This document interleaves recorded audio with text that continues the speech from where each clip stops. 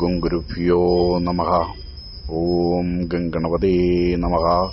ഓം some സരസ്വത്യേ നമഃ. ഹരി ഓം. Hari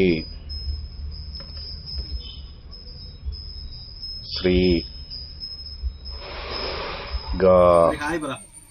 hi നമസ്കാരം. ഇന്ന് ശിവഗാർഗിയുടെ എഴുത്തായിരുന്നു. രാവിലെ ഞങ്ങൾ വന്നു.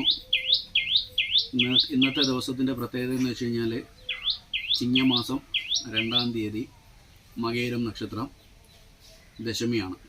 അപ്പം മോളുടെ എഴുത്ത് ഇന്ന് നടത്താമെന്ന് വിചാരിച്ചു. അപ്പോൾ രാവിലെ വന്നിട്ട് ഞങ്ങൾ വിധിയാവണ്ണം, അതായത് രാവിലെ അഗ്നിഹോത്ര ജപം ഉണ്ടായിരുന്നു, പിന്നെ സരസ്വതി പൂജ ഉണ്ടായിരുന്നു. ഇതെല്ലാം നടത്തിയിട്ടാണ് ഞങ്ങളുടെ ശിവഗാർഗിയുടെ അക്ഷര എഴുത്ത് ഇന്ന് നടത്തിയത് അല്ലേ? പറ.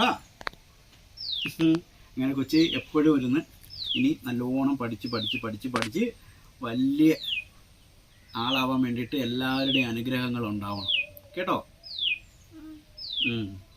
പറ. അപ്പോൾ എല്ലാവർക്കും നന്ദി നമസ്കാരം പറ. അപ്പോൾ എല്ലാവർക്കും നന്ദി നമസ്കാരം. കൊച്ചു പറഞ്ഞൊക്കെ വരുന്നേ ഉള്ളൂ കേട്ടോ. അപ്പോൾ എല്ലാവരും ഇതേപോലെ വേണ്ടുന്ന വിദ്യാവണ്ണം രാവിലെ ഒരു ചെറിയ ലഘുവായിട്ടുള്ള ഗണപതി ഹോമോ അഗ്നിഹോത്ര യജ്ഞങ്ങൾ, അഗ്നിയാണ് എല്ലാത്തിൻ്റെയും തുടക്കം.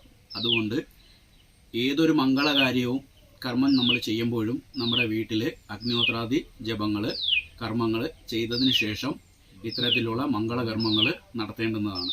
അതുകൊണ്ട് തന്നെ മോള് ജനിച്ച സമയത്തും മോളുടെ ചോറൂണ്, ചരടുകെട്ട് തുടങ്ങിയ എല്ലാ കാര്യങ്ങളിലും ഞാനിത് നടത്താറുണ്ട്. നടത്തേണ്ടതായിട്ടുള്ള സാഹചര്യം നമുക്ക് ഉണ്ടായത് നമ്മുടെ ആചാര്യന്മാരുടെ കൃപാ കടാക്ഷങ്ങൾ കൊണ്ടാണ്. അതുകൊണ്ട് മോൾക്കും മോളുടെ പേര് തന്നെ എൻ്റെ ആചാര്യൻ്റെ നിർദ്ദേശപ്രകാരമാണ് ഗാർഗി എന്ന് പേരിട്ടതും. അതിൻ്റെ കൂടെ ഞങ്ങൾ ശിവയെയും കൂടെ ചേർത്ത് ശിവഗാർഗി എന്ന് പേര് സ്വീകരിച്ചു. പിന്നെ അവളുടെ എല്ലാ മംഗളപരമായിട്ടുള്ള കർമ്മങ്ങൾക്കും അഗ്നിഹോത്ര ജപങ്ങൾ നടത്താറുണ്ട്. ഇന്ന് പ്രത്യേകിച്ച് സരസ്വതി പൂജയും നടത്തി. അപ്പം സരസ്വതി പൂജയും നടത്തി നല്ല മംഗളമായിട്ടാണ് ഞങ്ങൾ കൊച്ചിൻ്റെ എഴുത്ത് പൂർത്തീകരിച്ചത്. അപ്പം ഇത് കാണുന്ന എല്ലാവർക്കും ഒരിക്കൽ കൂടി നന്ദി നമസ്കാരം. എല്ലാവിധ അനുഗ്രഹങ്ങളും ഞങ്ങൾക്ക് ഉണ്ടാകണമെന്ന് പ്രാർത്ഥിക്കുന്നു. അല്ലേ? Bye bye.